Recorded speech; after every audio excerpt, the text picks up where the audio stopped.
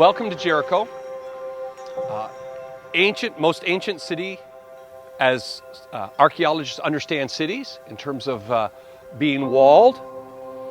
City of palms because of the oasis, an important city in the ancient period, and because of it being an oasis and because of an east-west roadway that went through here that connected the King's Highway to the east. King's Highway called that because it goes through the five kingdoms of Edom, Moab, Ammon, Amorite, and the Heshbonites. All these five kingdoms running from south to north in what is now modern-day Jordan. That roadway would, east-west roadway would come right across here and go right up the Wadi Kelt, which would be known in New Testament times. Jesus would tell a story about a Good Samaritan. The Jericho road goes right up to Jerusalem. I want to talk to you about a story that happened as Jesus is coming through Jericho, presumably from the Galilee. And his renown was great. It had grown. And the people of Jericho had heard about this rabbi from the Galilee. And crowds were gathering. Well, one of the people in those crowds was a man of not high stature.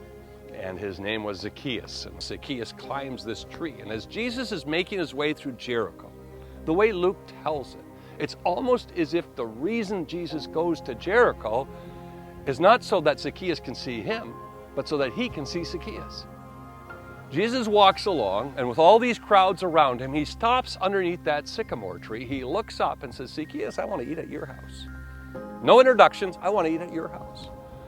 And so Zacchaeus, honored, climbs down out of the tree and with hearts full of gratitude say, oh, thank you, Rabbi, thank you, come. And Zacchaeus takes Jesus to his home. Zacchaeus has prepared a beautiful meal.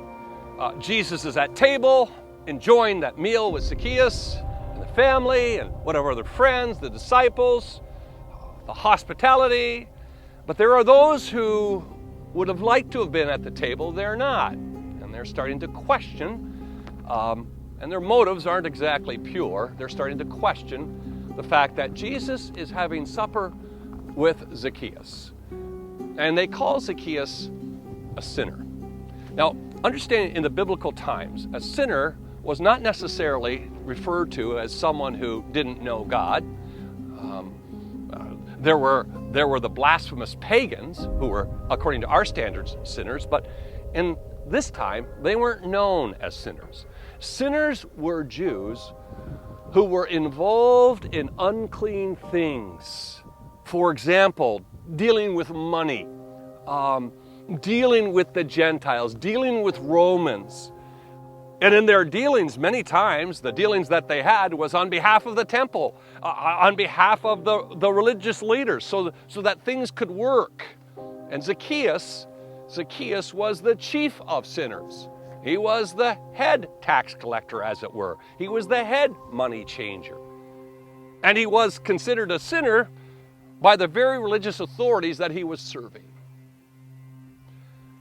Well, Zacchaeus at supper stands up and says, if I have shortchanged anyone, I will pay them back 4 times. 4 times. And when Zacchaeus says that, you know that he is a Torah person. Because in the Torah, it says if you have done an injustice, you are to repay back 4 times. And what I'm interested in is Zacchaeus saying, if I have. Which leads me to believe that Zacchaeus hasn't. And Jesus says to the Pharisees, the ones who are standing in criticism of this incident with Zacchaeus eating at his table, I have come to seek and to save that which is lost. Salvation has come to this house. It wasn't that Zacchaeus climbed the sycamore tree to see Jesus, though he did.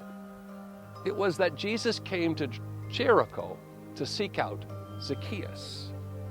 And what's interesting about the story of Zacchaeus is that the name Zacchaeus can be translated simply as innocent. Jesus came to seek the innocent ones, who in service of their religious leaders have been branded sinners, but who in the eyes of Jesus is exactly what he came to save.